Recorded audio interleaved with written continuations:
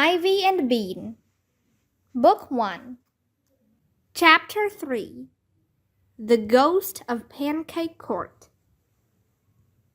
Bean was hiding inside a big, round bush in her front yard. The bush was right next to the sidewalk, and it was very scratchy and sticky inside, but Bean needed to be in the bush for her plan to work. Here's how Bean's plan went. She took a $20 bill out of Nancy's purse and taped a long thread to it. She put the $20 bill on the sidewalk. Then she held on to the other end of the thread and climbed into the bush. Nancy would be coming home from school soon. She would see the money on the sidewalk. She would bend down to pick it up. Bean would quickly pull the money away, and then Nancy would freak out. Bean could hardly wait. There was only one problem. Nancy didn't come. Bean sat inside the bush for a long time. A branch poked her arm. Leaves fell down her shirt. She itched. She waited. Nothing happened. It was very quiet. Bean was hardly ever this quiet for this long. Because there was nothing else to do, she looked at the house across the street. Really, it wasn't across the street. It was around the street. Bean loved her street. The first reason was its name, Pancake Court. The second reason was that it ended in a big circle right in front of Bean's house. Her dad called it a cul-de-sac. Bean called it cool. If Bean started riding her bicycle at the end of the block and pedaled really, really hard, she could whiz around the circle, tilting low over the sidewalk like a motorcycle racer.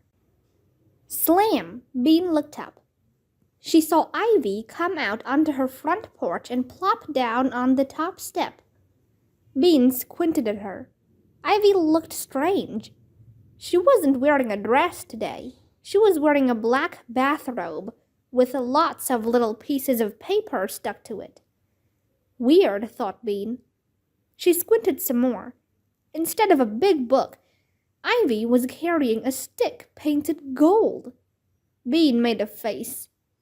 What a goony costume, she thought. What a dork. Ivy sat. She didn't do anything. She just sat there all by herself. That was another strange thing about Ivy. She didn't mind being alone. She never played with anyone. Bean played with everyone. Big kids, little kids, all the kids in the neighborhood played with Bean. Even Crummy Matt, who was so crummy he threw other kids' toys into the road, wanted to play with Bean. She took care of the little kids. When they fell down and got blood all over their knees, Bean would take them home to get Band-Aids. The big kids let her play with them because she had good ideas, like seeing how many backyards they could cross without touching the ground. Bean loved big groups of kids playing big games, like pirates or hide-and-seek. Sometimes Bean wished she were an orphan so she could live in an orphanage with 100 other kids. Of course, she didn't tell her mother and father that. Bean watched Ivy alone on her front porch. Wasn't she lonely? Now Ivy was muttering something that Bean couldn't hear. And then she began to wave the stick in the air. Bean couldn't stand it anymore. "What the heck are you doing?" yelled Bean from inside her bush. Ivy looked all around. Bean forgot that Ivy couldn't see her. "What's with the stick?" she yelled. Ivy's eyes got big. "Who's there?" she said. "Are you a ghost?" "A ghost? What a great idea!" Bean made her voice scratchy and spooky. "Yes," she howled. "I am the ghost of Mr. Killop. I lived in your house before, and I died there too." Mr. Killop had actually moved to Ohio, but Bean thought it was more interesting to say he had died. I've come to haunt you.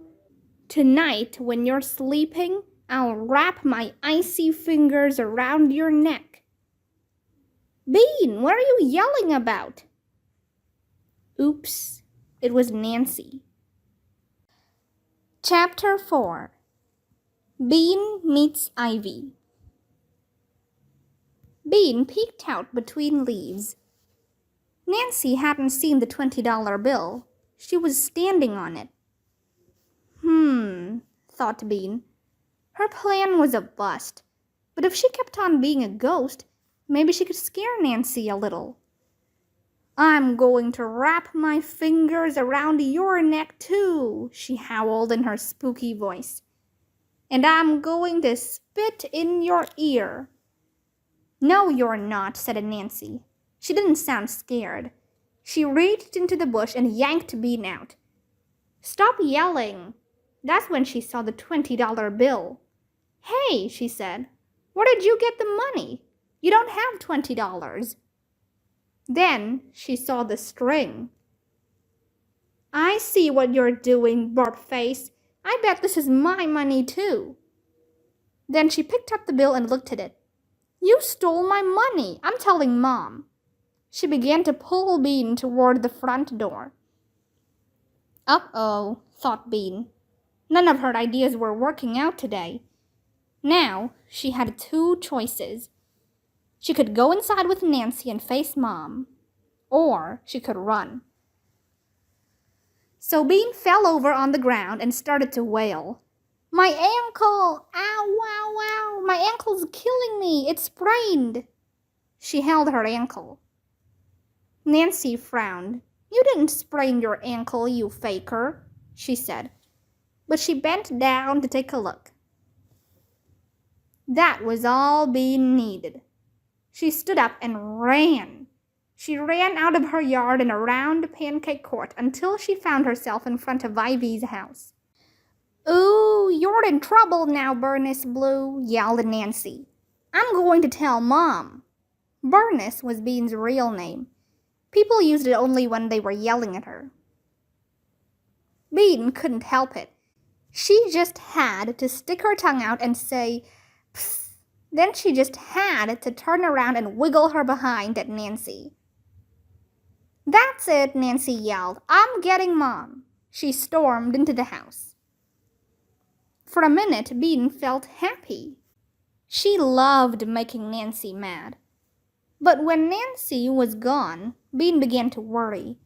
Mom hated it when she did more than one bad thing at a time. Bean counted. Taking the money, lying about her ankle, leaving the yard without asking, and wiggling her behind at Nancy. 4 things. 5 if you counted pretending to be a ghost. Bean was going to be in big trouble. How big? No dessert for sure. No videos for a week maybe. But it could be even worse. Her mom might send her to her room for the rest of the day. Bean hated that. Hide. Bean looked up. She had forgotten all about Ivy. Ivy was still sitting on her porch. She had been watching the whole time. She knew that the ghost of Mr. Killup was really Bean inside the bush. Bean expected her to be mad, but she didn't look mad. She looked excited. Hide, she said again. Thought Bean. Maybe boarding Ivy was right. If her mom couldn't find her, she couldn't send her to her room. If she stayed out until dark, her parents would stop being mad and start being worried. Her mom might say, "Oh, my poor little Bean, my poor little baby." Then they'd be so happy to see her when she came limping home that they probably wouldn't punish her at all. They might even let her have seconds on dessert. That settled it. Okay, she said to Ivy. Where? Follow me. Ivy came down the stairs and slipped behind a bush growing against her house. Bean followed her and crouched down. No, get up. This is just the beginning, said Ivy. I'm going to take you to a secret spot. This isn't it? asked Bean.